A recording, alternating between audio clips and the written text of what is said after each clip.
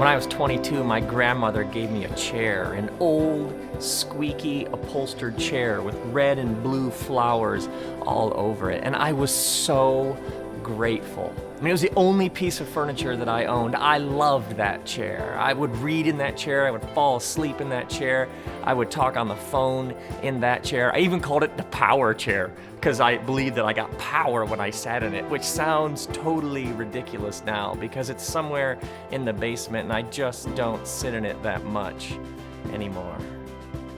And when my wife and I were first married, we barely had any money.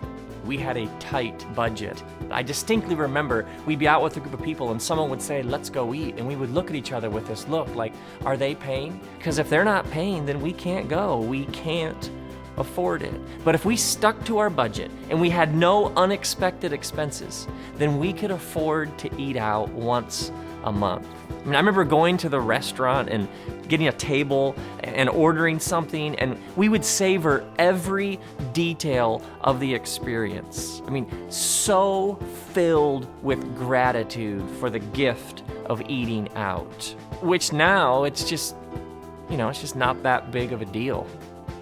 And so over the years, we've accumulated more and nicer furniture, and we've eaten in some nice restaurants, and yet it's also possible to lose something along the way. The overwhelming gratitude of those first experiences. I mean, that acute, ever-present awareness that this is all a gift. I was talking with some people who just returned from a trip overseas, and they could not stop talking about the people that they met, people that we would describe, as poor, and yet they were struck with how filled with joy and peace these people were. They said, at first they felt uncomfortable, because we have so much and they have so little, but after a while they started to wonder if in fact they weren't the ones who were actually poor.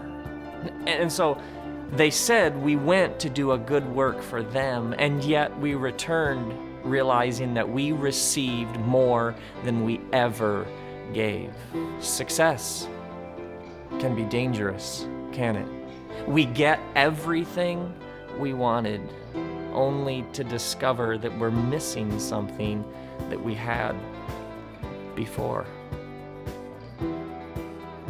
In the book of Deuteronomy, the great prophet Moses is teaching the Israelites the way of God. And at one point he says to them, when you're in your field harvesting your crop and you overlook a sheaf, don't go back and get it, but leave it for the widow, the orphan, and the immigrant, so that the Lord your God will bless all the work of your hands.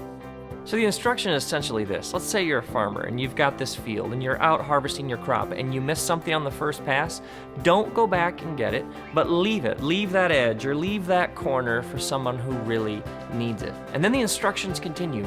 And when you're beating your olive tree, don't go back over the branches a second time, but leave the olives that you didn't get on the first pass for the widow, the orphan, and the immigrant. And when you're harvesting your grapes, don't go back over the vines a second time, but leave the grapes that remain for the widow, the orphan, and the immigrant.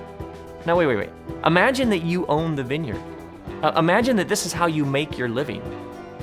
And you spend all this time trimming and pruning, and you make sure that the grapes are healthy, and you make sure that the vines have enough water, and you spend all this time preparing for the harvest. And now you're told that whatever grapes that you can't get on the first pass, whatever you miss, you have to leave for somebody who hasn't done all the work that you've done. That's not fair.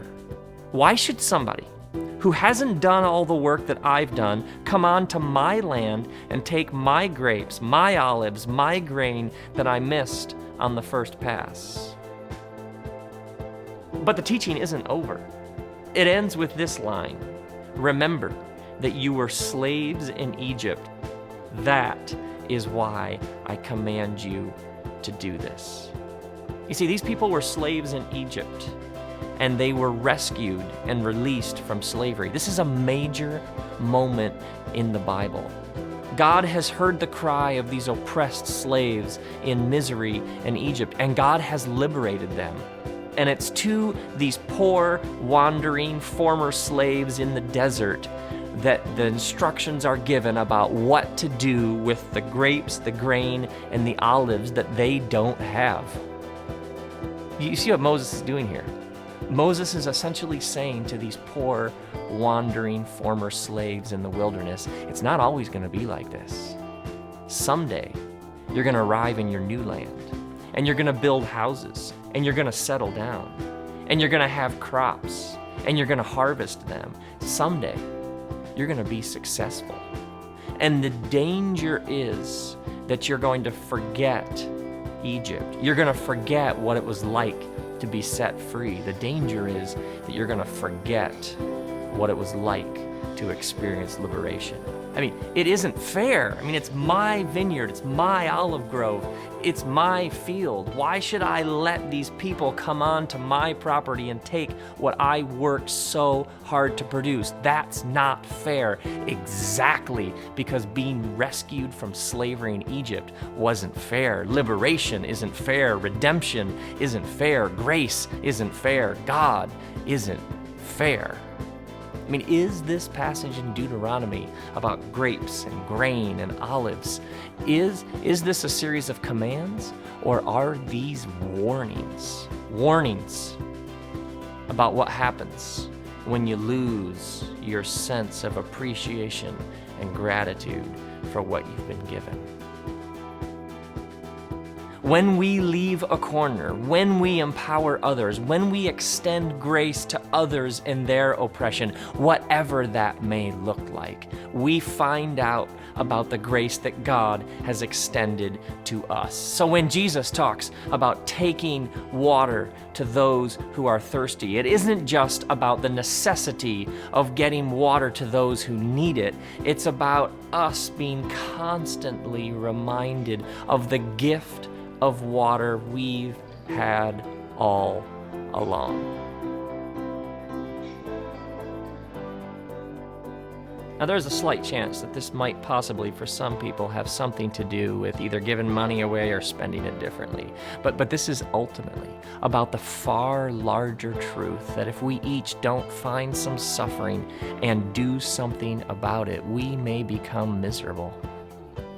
Our achievement, our education, our wealth, our time, and our money, they'll turn on us if we don't spread them around.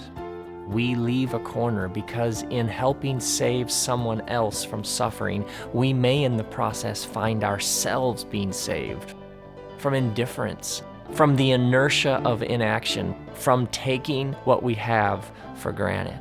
We leave a corner because our world is either shrinking or it's expanding. It's either contracting in on itself or it's opening up. Our lives are either more and more about us, more stuff, more unsatisfying consumption, or we're on a different path. And this is why Jesus talked so much about serving. It wasn't so that we'd have these incredibly heavy burdens of, oh, I guess I'm supposed to help. It's about keeping your own story alive. It's about never forgetting just what you've been given. So may you come to see that grace isn't fair. Redemption isn't fair. Liberation isn't fair. And may you extend this unfairness to others, finding out that your overflow is somebody else's necessity. May you find somebody who needs what you have, only to discover that they had what you needed all along.